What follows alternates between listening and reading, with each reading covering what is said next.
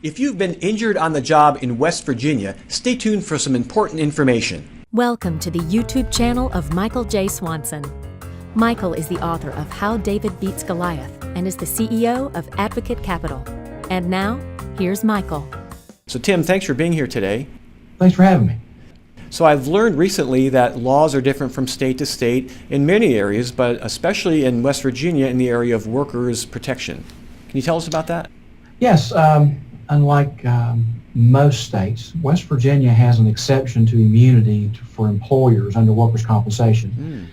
Usually, if you're hurt on the job, you cannot sue your employer. You're stuck with workers' comp.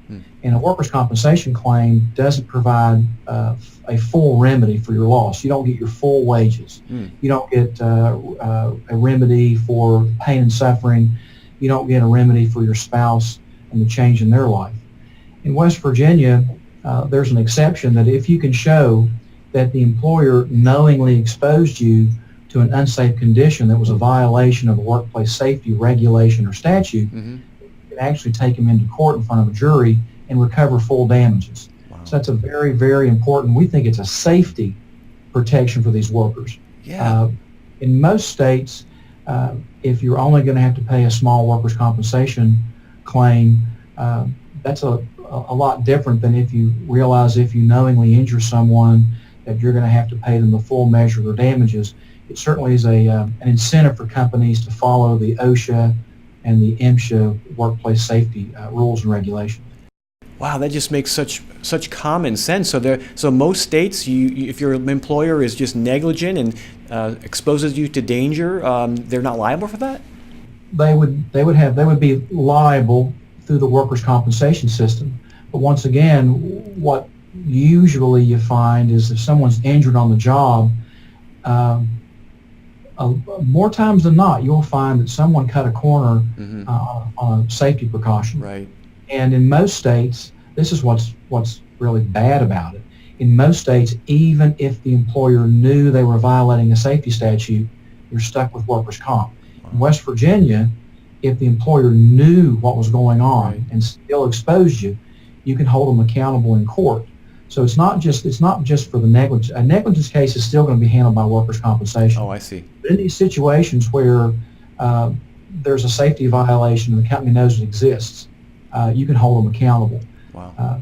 And that's not the only remedy that workers have up here in West Virginia. In West Virginia, if there's another party on the work site, another company, and they could have, they had a duty to inspect or to make sure the place is safe, you can hold them accountable in a negligence claim. Good. In some states, you can't do that. So we do have that ability in West Virginia. That is extremely important in West Virginia right now. Yeah.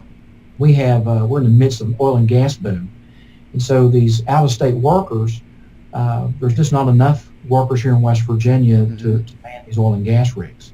So from the south and southwestern part of our country, these companies are coming up here and they're producing the oil and gas, and there's multiple employers on the same oil and gas site. And so when there's an injury, you really need to know something about West Virginia law. And these workers go back home, and their state's laws aren't necessarily the same laws we have here in West Virginia. And the shame of it is some of them don't even understand they need to talk to someone in West Virginia about rights they may have because they were injured here. Wow.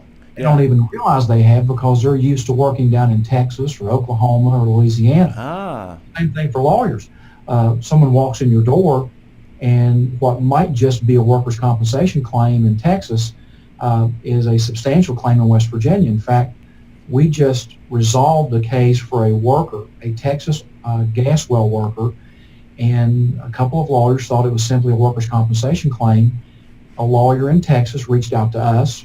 We co-counseled with that lawyer, and we just resolved that case for a substantial seven-figure settlement for that family, which probably was one of the nicest experiences that I've had in the last few years practicing law, because we found out that the worker was having to live in a house that his family kind of gave him to live in. He had no income.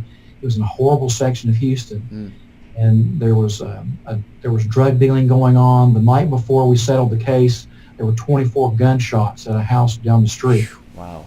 So So we got the case resolved, and 24 hours later, we were able to be on the phone with a real estate agent in a town a little bit further away where actually the fellow had grown up. Mm-hmm. He and his family were about to move into or purchase a wonderfully safe home in a wonderful neighborhood. Wow. And thankfully, someone took the time to ask the question, Right. is there something we can do for him in West Virginia? Wow, that's so important. So if you're a lawyer watching this and you have someone who's been injured in West Virginia and came back to your state, I think you should call Tim Bailey. Tim, if somebody wanted to reach you, how would they do that? Of course, we have a website, www.baileyjavinscarter.com, and the 800 number is 800-497-0234. Great information today, Tim. Thanks for the important work you do to help people all across the country. Thanks for having me. Thanks for watching. Send your questions or comments to Michael at mike@howdavidbeatsgoliath.com.